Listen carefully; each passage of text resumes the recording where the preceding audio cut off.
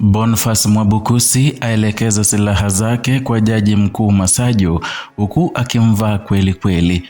Ujambo na karibu kwa taarifa zetu za TanzaPulse, na tafadhali ikiwa ni siku yako ya kwanza umekutana channel hii, kumbuka kutusupport kwa kusubscribe. Wanafunzi wa sheria, wanasheria na wadau wa utangazaji leo wameibua mjadala mpya juu ya namna mahakama ya Tanzania inavyoshughulikia ufikishaji wa taarifa haswa za kesi kwa umma, ikipendekeza uwezekano wa kuruhusu baadhi ya mashauri yanayoangukia sana hisia za wengi kurushwa mbashara na vyombo vya habari. Ushauri huu umetolewa na Rais wa Chama cha Wanasheria Tanganyika TLS, Wakili Boniface Mwabukusi, akitoa hoja hiyo kwenye mazungumzo na Jambo TV siku ya Ijumaa leo hii ya Januari tarehe 9 mwaka huu, akisisitiza kuwa ufuatiliaji wa matukio ya mahakama ni muhimu kwa uwazi na utendakazi wa sheria ambazo zinagusa maisha ya Watanzania wengi. Kwa mujibu wa Wakili Mwabukusi, mahakama inapaswa kukubali mabadiliko ya teknolojia na kuendana na ulimwengu wa kidijitali kwa kuruhusu vyombo vya habari kurusha moja kwa moja baadhi ya vikao vya mahakama ili kurahisisha upatikanaji wa haki na kuzuia uvumi unaoweza kutokea kutokana na ukosefu wa taarifa. Amesema hilo halingepunguza utendakazi wa mahakama, bali lingefungua milango ya wananchi kuelewa kinachoendelea katika vikao husika. Mjadala huu unajiri wakati ambapo masuala ya utangazaji wa kesi zenye mvuto wa kisiasa wamekuwa wakipingana kati ya mahakama, vyombo vya sheria na vyombo vya habari nchini. Kwa mfano, mahakama ya juu ilizozuia kurushwa mbashara kwa ushahidi katika kesi ya uhaini inayomkabili kiongozi wa upinzani Tundu Lissu kwa sababu za usalama wa mashahidi. Ni jambo ambalo limetoa muhtasari wa changamoto zinazowakumba vyombo vya habari na idadi kubwa ya wananchi wanaotaka kufuatilia taratibu za kesi hizo.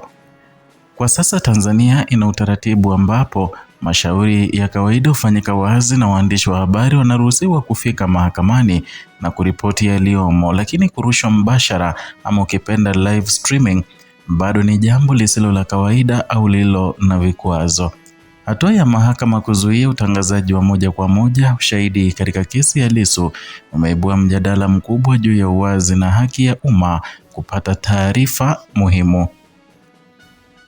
Kwa mujibu wa sheria za taratibu za mwenendo wa makosa ya jinai CPA, mahakama inaweza kuruhusu au kuzuia kufichuliwa kwa taarifa mahakamani ikiwa kuna hatari ya kuharibu usalama wa mashahidi au mtu yeyote anayehusika. Na katika kesi ya Lissu, mahakama ilitoa maagizo dhidi ya usambazaji wa ushahidi wa njia ya moja kwa moja ili kulinda utambulisho wa mashahidi wasio na ulinzi wa jeshi. Lakini kwa upande mwingine, wanasheria kama Wakili Mwabukusi wanasisitiza kuwa teknolojia mpya inaweza kutumika kwa namna inayoheshimu sheria na usalama ili kutoa fursa kwa umma kupata taarifa kwa wakati halisi. Pendekezo hilo linaibua hoja muhimu juu ya uwiano kati ya uwazi na utendakazi wa mahakama na ulinzi wa watuhumiwa wa mashahidi.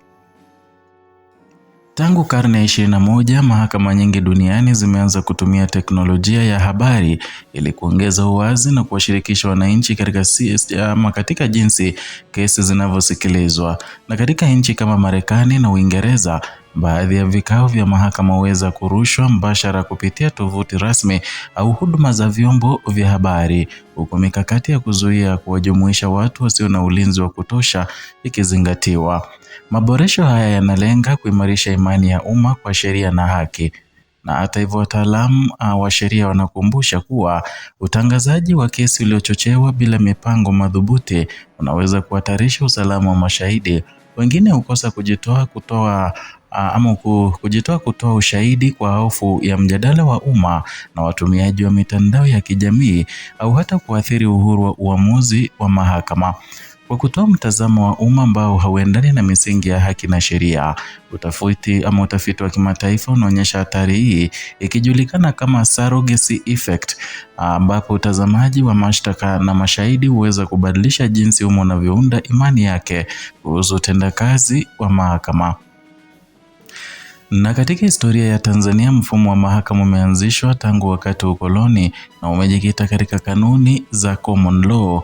Mfumo huu umeendelea kubadilika kwa miaka mingi, lakini maagizo rasmi kuhusu live streaming ya kesi hii ni mapya na bado hayana mwongozo wa wazi wa matumizi yake. Na katika miaka hivi karibuni, mahakama ilianzisha utaratibu wa open access kwa nyaraka na kuifanya iwe rahisi kwa wananchi kupata taarifa za kesi kupitia majukwaa ya mtandaoni. Mfano jinsi mahakama ilivyoweka matangazo ya kufuatilia kwa njia ya mtandao baadhi ya mchakato wa kesi ya Lissu hadi ilipozuiwa. Mabadiliko haya yanakuja wakati ambapo taasisi mbalimbali za umma ikiwa ni pamoja na Ikulu ya Rais zimehimiza matumizi ya teknolojia katika utoaji huduma za umma ikiwemo huduma za mahakama ili kuwezesha upatikanaji wa haki kwa wote. Na katika tamko la Ikulu la Aprili mwaka jana, Rais Samia Suluhu Hassan alisisitiza umuhimu wa matumizi ya TEHAMA ama ukipenda teknolojia ya habari na mawasiliano, kuboresha utoaji huduma za mahakama na kuhakikisha haki inapatikana kwa wakati na kwa ufanisi. Mwanasheria na mwanaharakati wa haki za binadamu anasisitiza kuwa justice must be done and be seen to be done. Haki lazima itendeke na ionekane kufanya wazi kwa umma. Kauli hii iliyotajwa mara nyingi katika mashindano ya kimataifa na utendaji wa mahakama inaonyesha umuhimu wa wazi katika kusimamia imani ya umma kwa utendakazi wa sheria. Na katika kesi ya Lissu, hoja hii ilipokelewa pia na viongozi wa Chadema walioikataa marufuku ya kurusha moja kwa moja.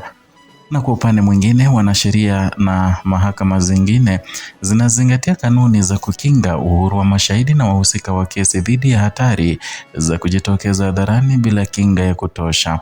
Hii ni sehemu ya kuhakikisha haki ya msingi ya kusikilizwa na kupatiwa haki haivunjwi kutokana na mjadala wa umma. Mjadala huu juu ya kuruhusu au la live streaming ya vikao vya mahakama unaathiri kwa undani imani ya umma kwa utendakazi wa sheria nchini Tanzania. Na katika jamii iliyo na migogoro ya kisiasa na masuala yanayohusiana na haki za binadamu, wananchi wanahitajika kuhakikisha kuwa mfumo wa sheria unafanya kazi kwa uwazi bila vikwazo visivyo vya kikatiba. Ni muhimu vile kuelewa kwamba kufichua taarifa za kesi kwa njia ya teknolojia ni chombo cha kuimarisha imani ya umma, lakini kinapaswa kufanywa kwa kuzingatia uwiano kati ya uwazi na ulinzi wa usalama na haki za washiriki wa kesi. Kwa kuzingatia mabadiliko ya kiteknolojia duniani na msimamo wa wadau kama TLS, kuna sababu za kuendelea kutafakari kama mahakama inaweza kutengeneza miongozo ya wazi ya matumizi ya utangazaji wa kesi itakayowezesha umma kupata taarifa kwa wakati halisi bila kuathiri haki za kujitetea au usalama wa mashahidi. Hili ni suala la msingi linaloachwa bali sio tu kwa wanasheria bali kwa wananchi wote wanaotaka kuona mfumo wa sheria unaendana na matarajio ya kidemokrasia ya sasa. Ndio hayo tuliokuwa tumejiandaa kukupasha sasa hivi kutokana na hii channel yako ya TanzaPulse. Zidi kutusupport kwa kusubscribe, kulike na kushare video zetu, na vilevile uweze kuwa wa kwanza kupokea taarifa hizi pindi tu tunapozileta kwa kugonga alama ya kengele ili uweze kuwa wa kwanza kupokea taarifa hizi kwa kupitia notification.